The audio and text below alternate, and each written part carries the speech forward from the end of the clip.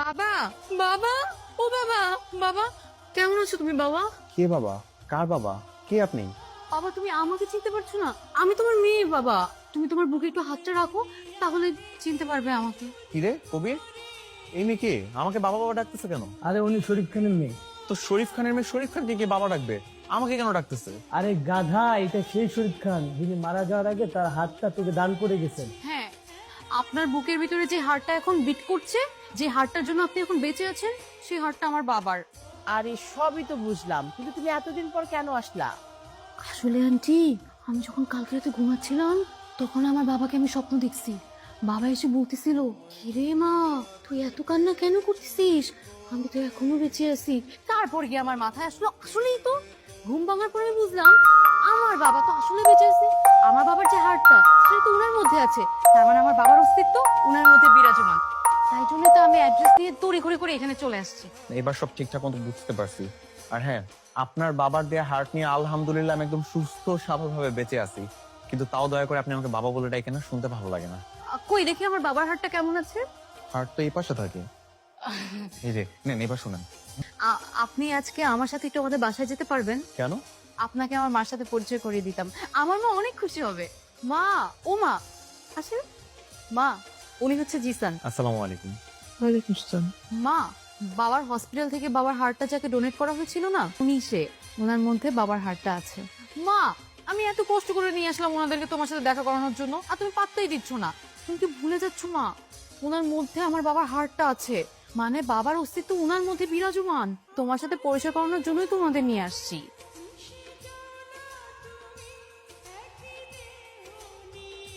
খুব ভালো করেছিস।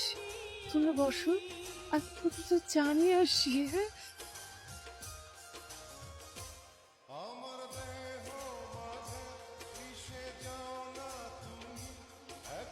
এই না, আমি আটকাই নাই, ঘড়িতে আটকে গেছিল। না, আমি জানি তুমি টেনে ধরেছ। আমার শরীর এভাবে শাড়ির আঁচল টেনে ধরত। আমি 100% শিওর তুমি আমার শরীর। তুমি বসো, আমি এক্ষুনি চা নিয়ে আসছি।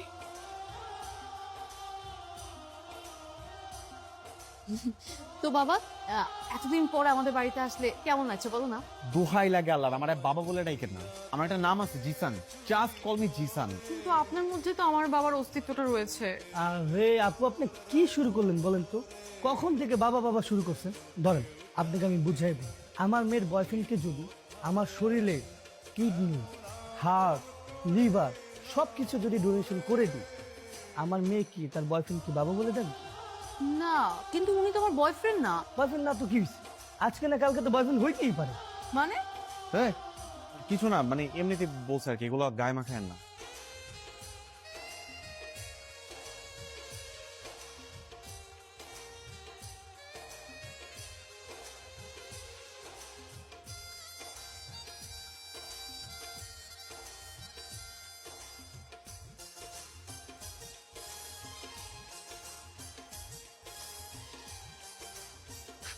জানাও শরীর। আন্টি, আমার নাম শরীফ না, আমার নাম জিসান। আপনি আমাকে জিসান বলে ডাকবেন। আমি মনিকা, তুমি আমাকে মনিকা বলে ডাকবে শরীফ, খুব ভালো লাগবে।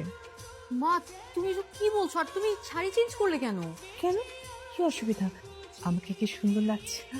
লাগছে, লাগছে, অনেক সুন্দর লাগছে। সত্যি খুব সুন্দর লাগছে। জিসান, আমি কি তোমার বুকে একটু কান পেতে হাত বিটটা শুনতে পারি?